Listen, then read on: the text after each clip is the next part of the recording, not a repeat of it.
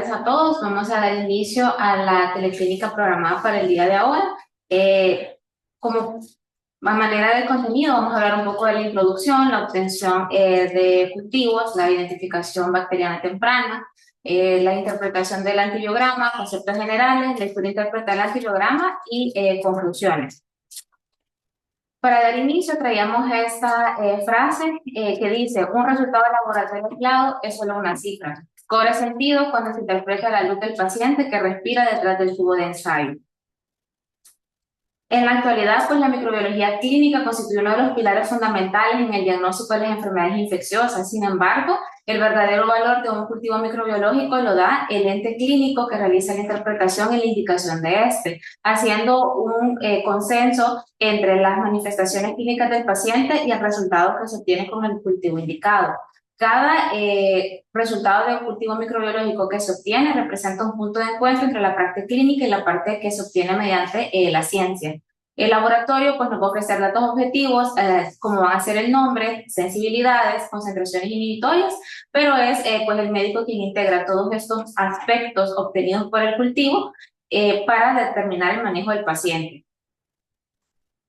En cuanto a la obtención de cultivos, tenemos que los cultivos se van a obtener antes de la administración de antibióticos, y la obtención de cultivos, sí hay que hacer énfasis en que no debe de retrasar el inicio de la antibioticoterapia o el inicio de la atención o la medicación en el paciente. Estos nos van a ayudar a identificar cuáles son los microorganismos causantes de la enfermedad, lo que va a permitir que una vez obteniendo un resultado, la antibioticoterapia empírica, que inicialmente de un espectro amplio, cumpliendo los gérmenes habituales asociados a infecciones clínicas, se pueda desescalar y hacerlo de manera dirigida, disminuyendo así la presentación o la aparición de resistencias bacterianas. Además de esto, pues el resultado final de un cultivo nos da una pauta para poder suspender el inicio de una antibioticoterapia que es de manera no necesaria. Entonces, los cultivos los vamos a obtener de dos sitios, de sitios estériles y de sitios no estériles. Sitios estériles son aquellos en los cuales la presencia de cualquier patógeno nos va a indicar un proceso infeccioso, entiéndase líquido cefalorraquídeo, sangre, líquido pericárdico o líquido pleural. Y los sitios no estériles son aquellos en los que vamos a tener microorganismos que hay que diferenciarlos entre comensales y microorganismos patógenos, como van a ser fosas nasales o exudados faringeos. En cuanto a la toma de los hemocultivos, es importante diferenciar dos términos generales: la presencia de bacteriemia y la presencia de contaminación. Definimos bacteriemia cuando tenemos el resultado de un aislamiento patógeno de un acceso venoso central y de un acceso venoso periférico. Y contaminación cuando se obtienen microorganismos presentes en la superficie corporal que pertenecen a la flora únicamente de un acceso venoso periférico. La contaminación pues, ocurre en el momento de la toma de la muestra cuando se introducen bacterias de una fuente externa. Van a ser los catéteres venosos centrales que tienen una estancia como prolongada en el cuerpo del paciente, los que se asocian con una mayor tasa de contaminación, y es por eso que es de vital importancia establecer una relación entre el aislamiento que se obtiene. Si este solo es de un central, el paciente no tiene manifestaciones clínicas de una bacteriemia, las pruebas indirectas de sepsis, como revisábamos en la teleclínica previa, se encuentran dentro de límites normales, pues se puede asegurar que el aislamiento obtenido se trata de una contaminación de la muestra y que no requiere de que se inicie una antibiótico-terapia en el paciente. Evaluar las posibles causas de contaminación, es vital pues la obtención de dos muestras separadas si no se dispone de un dispositivo de acceso venoso central, tomar muestras pareadas de ambos miembros superiores, y pues son las bacterias gram positivas que se asocian a la flora cutánea como Staphylococcus epidermidis, Corynebacterium, que tienen altas probabilidades de contaminar las muestras. En las muestras obtenidas a través de orina, los urocultivos suelen realizarse cuando se sospecha de una infección, generalmente en presencia de sintomatología que va a ser el motivo de consulta de nuestro paciente. Cuando evaluamos a un paciente con una alta probabilidad de infección de vías urinarias, se toma un examen general de orina y se tiene que hacer una correlación entre el examen general de orina y el resultado de urocultivo reportado. ¿Por qué? Porque el valor de un examen general de orina más importante es su valor predictivo negativo. Eso nos ayuda para descartar la presencia de una infección de vías urinarias. Entonces, un ego normal asociado a un aislamiento patógeno positivo en un urocultivo no tiene sentido y se puede inferir que hay una contaminación durante el transporte de la muestra, desde el servicio de hospitalización en el que fue tomado, el tiempo en el que fue trasladado a ese laboratorio o la manipulación de este dentro del laboratorio. Ahora bien, un examen general de orina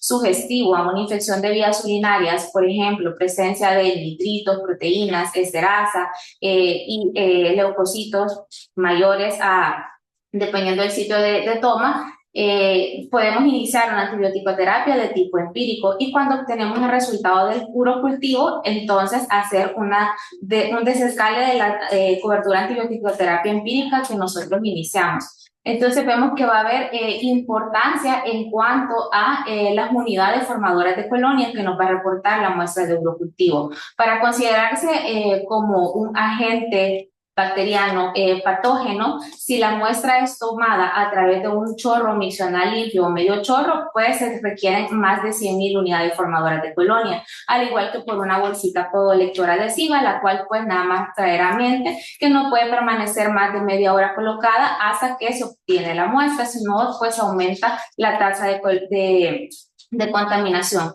Si se toma un cateterismo vesical, el punto de corte son mayores a 50.000 unidades formadoras de colonias y si es función suprapúbica, cualquier crecimiento bacteriano que se reporte negativo se considera como patógeno. Y acá pues nada más recordar los hongos, como revisamos también en la teleclínica de Cándida, que mayor a 10.000 unidades formadoras para hongos o infección fúngica se considera como positivo o de relevancia clínica. En cuanto a los cultivos de secreciones, la Sociedad Americana de Enfermedades Infecciosas, ITSA, recomienda la obtención de cultivos únicamente de abscesos y de antrax, aunque pues el tratamiento empírico sin cultivos también es razonable, dando como tratamiento hacia los gérmenes más habituales asociados a estos procesos infecciosos. Los cultivos obtenidos de superficies cutáneas en las que no haya un proceso infeccioso localizado, no se evidencia un antrax como tal o no haya un drenaje purulento evidente, no se recomiendan porque los microorganismos que vamos a aislar generalmente van a ser flora o pueden ser aislamientos polimicrobianos que no definen que se trate de una causa de infección.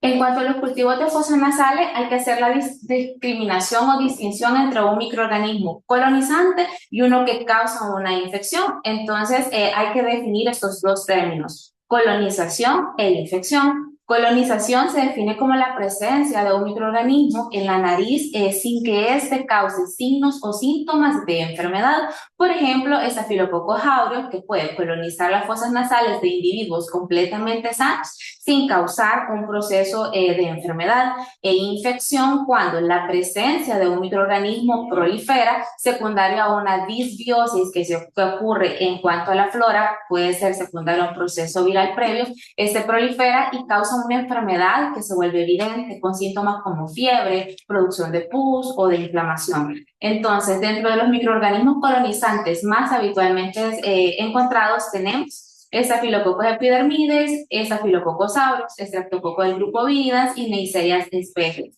Como microorganismos patógenos vamos a tener la presencia de Staphylococcus aureus resistente a meticilina, a Haemophilus influenza, Moraxella catarrhalis, Bordetella pertussis y Staphylococcus pyogenes.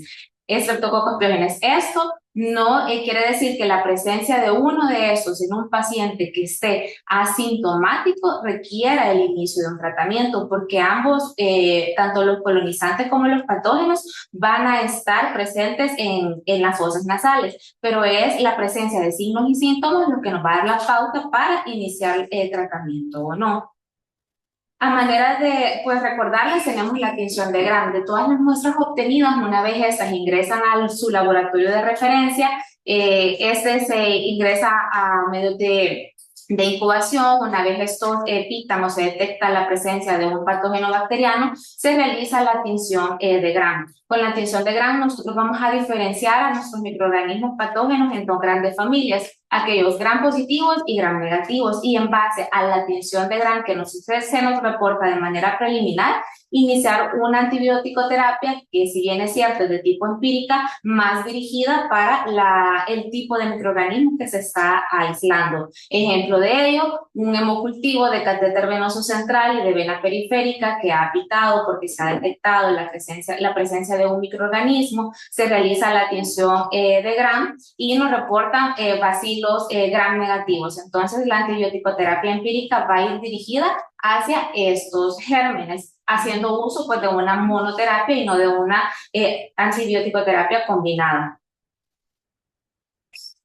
Ahora, para entrar de lleno pues en el tema que nos compete, nosotros pues traíamos esta pregunta de si realmente pues nos enseñaron a interpretar esto. Y es que habitualmente, si obtenemos el resultado de un cultivo, pues nos vamos a las S, R e I y nos vamos a seleccionar el antibiótico en base a la S, porque lo inferimos como que es sensible, y posterior a eso nos vamos a el zinc o concentración inhibitoria mínima, y tendemos a seleccionar de manera errónea el que tiene la menor concentración inhibitoria mínima, cuando ninguno de los antibióticos con su concentración mínima o las S son equivalentes. ¿Por qué? Porque eso va a depender del sitio anatómico que nosotros estamos cultivando y del microorganismo que se nos está reportando. Entonces, la lectura interpretada de un antibiograma nos va a proveer tres aspectos. Primero, analiza el fenotipo del germen que se nos está reportando, predice si hay un mecanismo de resistencia subyacente y establece pues la probabilidad de éxito o de un fracaso terapéutico. En cuanto a los métodos de estudio de sensibilidad, pues inicialmente se contaban con métodos de detección de difusión de disco o Kirby-Bauer y el gradiente de antibiótico o I-test. Como pueden ustedes observar en las imágenes, tenemos el disco de difusión en la superior derecho, el I-test en el superior izquierdo, y abajo pues ya tenemos métodos de microdilución y finalmente pues los métodos automatizados que ya están disponibles en nuestros hospitales nacionales, que van a ser el BITEC o el MicroScan, que esos nos permiten de manera automatizada la identificación de patógenos, proveyéndonos resistencias y concentraciones inhibitorias mínimas. Entonces, ¿qué es la concentración inhibitoria mínima? MIC o zinc. Esta es la concentración más baja de un agente antimicrobiano que impide el crecimiento de forma visible de un microorganismo en condiciones de laboratorio. Entonces, vamos a tener que en una gráfica de Gauss, vamos a tener que el punto medio, esa es nuestra concentración inhibitoria mínima, con el que se va a inhibir el 50% del crecimiento bacteriano. A medida la gráfica se desplaza hacia la derecha, el microorganismo se considera resistente porque el crecimiento bacteriano se ve inhibido o no se inhibe de ninguna manera por la presencia del agente infeccioso. Entonces, eso significa que tengamos S y R. Entonces, S de susceptible, que es inhibido por concentraciones usadas de dosis habituales o bajas, intermedio, que se debe de aumentar la dosis recomendada para lograr una inhibición del crecimiento antimicrobiano, y resistente cuando no es inhibido por concentraciones incluso altas por el agente antimicrobiano. Para definir el germen como susceptible, intermedio o resistente, se hace uso de guías o comités internacionales en base a los cuales pues se definen puntos de corte para definir la resistencia, la sensibilidad o el punto intermedio para cada germen, y eso van a ser el CLSI o el EUCAS, que es del Comité Europeo. Vamos a definir dos aspectos que son importantes al momento de realizar la lectura de un antibiograma, y eso va a ser la presencia de resistencia natural o intrínseca, y esto es propio de cada germen y es algo que nosotros tenemos que traer a la cabeza. Acá pues traemos el ejemplo de manera más llamativa, Klebsiella. nos pueden reportar un aislamiento positivo para una Klebsiella pneumoniae en un paciente con neumonía, muestra obtenida de un aspirado bronquial, y revisar el antibiograma nosotros podemos observar que este es sensible a ampicilina, y como pues anteriormente nos han enseñado que se debe de escoger el antimicrobiano con menor espectro de cobertura posible para hacerlo de manera más dirigida y evitar la aparición de resistencia, erróneamente podemos seleccionar ampicilina. Y hay que recordar que Klebsiella tiene una resistencia intrínseca para ampicilina. Entonces, este no es nuestro tratamiento de escoge, aunque nuestro antibiograma nos lo reporte como sensible. ¿Por qué? Porque al exponer este germen a este antibiótico, pues él va a expresar su resistencia y podemos tener como resultado un fracaso terapéutico. Luego vamos a tener aquellas resistencias durante el tratamiento, aquellos gérmenes como van a ser Enterobacter cloacae, que tiene un fenotipo de resistencia de tipo AMC. Entonces, él se puede evidenciar en el antibiograma con una sensibilidad para betalactámicos, pero al estar expuesto a estos, este va a expresar su fenotipo de resistencia y vamos a tener un fracaso terapéutico. Entonces, al tomar un hemocultivo control, nosotros vamos a evidenciar que una cepa que inicialmente era sensible, pues posteriormente va a expresarse como resistente. Y vamos a tener también antibióticos indicadores. ¿Cómo se definen estos? Como aquellos antibióticos que al realizar la lectura o la interpretación del antibiograma nos sirven de pautas para clasificar a la bacteria. Un ejemplo de ello es Staphylococcus aureus, que se puede clasificar como sensible o como meticilino sensible o meticilino resistente en base a la sensibilidad que éste presenta a la oxacilina. Pero vamos a ver con un ejemplo más detallado adelante, que no es lo único que vamos a revisar. Y para dar como la lectura o los aspectos generales que ustedes deben de revisar en un antibiograma en base a los gérmenes reportados de microorganismos gram positivos y microorganismos gram negativos. En cuanto a los microorganismos gram positivos, pues el ejemplo a la cabeza es Staphylococcus aureus, que ya pues mencioné anteriormente, en base a la oxacilina podemos empezarlo a clasificar como sensible o resistente. Acá traemos un ejemplo de un Staphylococcus aureus. Lo primero que yo voy a revisar una vez yo obtengo un cultivo va a ser el sitio anatómico que se me está reportando. En este caso es un absceso. El segundo paso que yo voy a revisar es el microorganismo que se me está reportando y es un Staphylococcus aureus. Entonces, a manera pues de historia, con el uso indiscriminado de antibióticos, vemos que Staphylococcus aureus, que inicialmente pues, era sensible a la penicilina, expresó su patrón de resistencia y actualmente disponemos de Staphylococcus aureus productor de beta-lactamasas. Este va a producir beta-lactamasas de 4 tipos y lo que vamos a evidenciar como segundo punto pues, es la resistencia a las benzilpenicilinas. Entonces, ¿qué es lo que se ha desarrollado? Las penicilinas antiestafilocócicas. Y yo veo que Staphylococcus aureus que se me reporta es sensible a la oxacilina.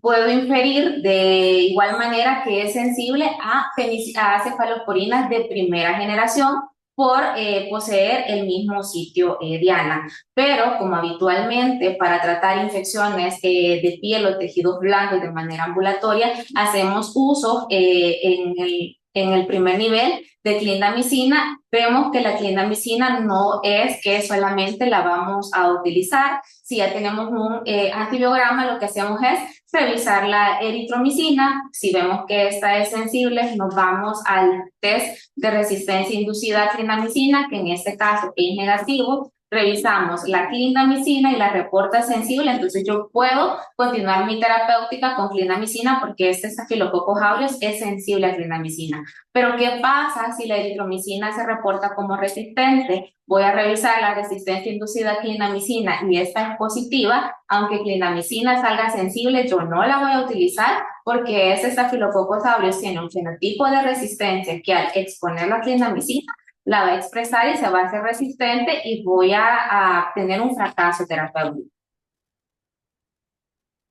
Ahora tenemos el otro lado, que es el Staphylococcus aureus. Vemos también que es un aislamiento positivo para aureus. Nuestro sitio anatómico es una úlcera, el microorganismo reportado es Staphylococcus aureus. Como primer punto, pues reviso la producción de beta-lactamasas, que veo que está presente, reviso oxacilina y ¿qué pasa?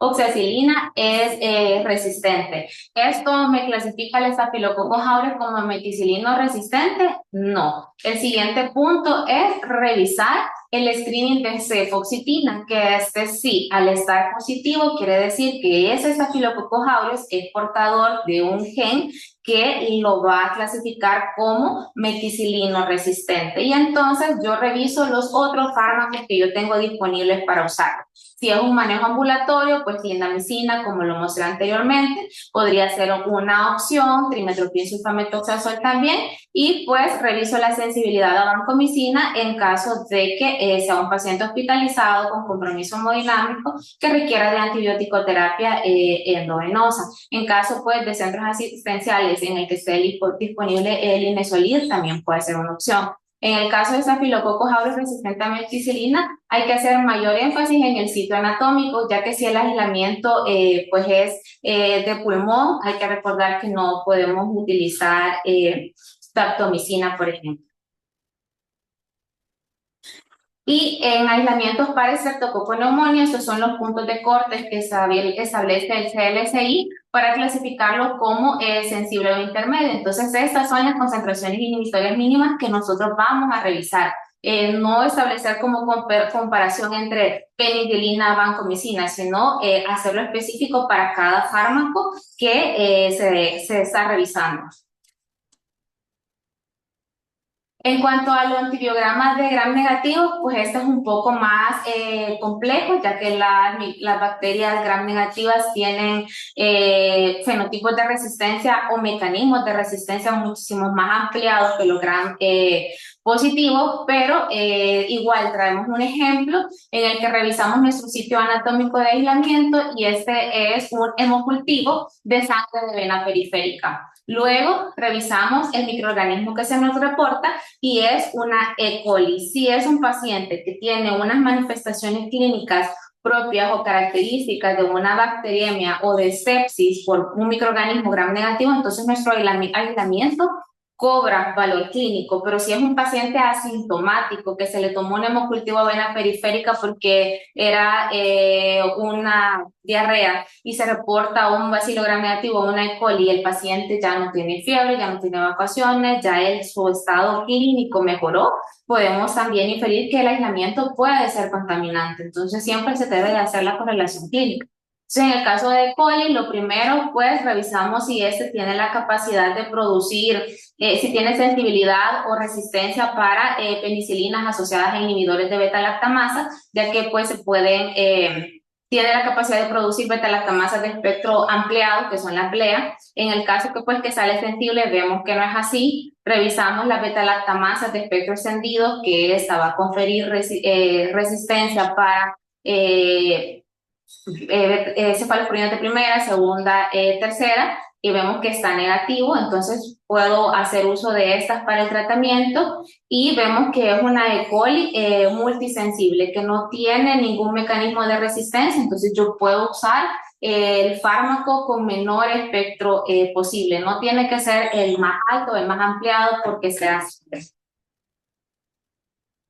¿Y cuáles son los factores a considerar? El tipo de muestra, orina, sangre, líquido cefalorraquídeo, el sitio de infección y si nuestro paciente ha estado hospitalizado previamente para establecer una relación entre infecciones asociadas a cuidados de la salud o infecciones comunitarias. Además, revisar el contexto epidemiológico de cada una de las unidades médicas que se está revisando para establecer una relación entre la tasa de resistencia que el centro asistencial tenga para los microorganismos que se aíslan. Acá traemos un hemocultivo de otro sitio anatómico que es sangre monocentral, es una E. coli también. Entonces empezamos revisando ampicilina con sulbactam, que llamamos resistente, entonces nuestro germen produce beta-lactamasas de espectro ampliado. Luego revisamos las beta-lactamasas de espectro extendido, vemos que también está positivo. Esto se refleja en la resistencia que tiene para cefalosporinas de tercera, de segunda generación. Y lo otro que nosotros vemos es que esta E. coli tiene carbapenemasas. Entonces, esto le confiere resistencia para carbapenémicos y lo vemos nosotros reflejado en el antibiograma en la resistencia que tiene a ertapenem, imipenem y meropenem. ¿Qué pasa además con esta E. coli? Que nosotros podemos ver que no solamente tiene ese patrón de resistencia, porque si revisamos las fluoroquinolonas también se reportan como resistentes, tiene un patrón de resistencia más ampliado. Entonces esta es una E. coli MDR, que son las resistencias que nosotros estamos confiriendo a las bacterias por el uso indiscriminado de antibióticos que hacemos. Y pues Enterobacter cloaci, que lo traíamos porque pues sí es bien importante o interesante su fenotipo de resistencia, que este es un productor cromosómico inducible de AMC, que vemos que se reporta pues sensible a las cefalosporinas de tercera y que, o beta-lactámicos, y que erróneamente podemos hacer selección de estos activando su fenotipo de resistencia y teniendo como resultado un fracaso terapéutico. Entonces, el tratamiento de elección para cefalosporinas de cuarta generación, que es cefepime. En caso de no tener disponible en el centro asistencial, se puede hacer uso de carbapenémicos. Y eso es lo que traíamos para ahora. Doctor, muy bonita ponencia, Gaby, muchas gracias.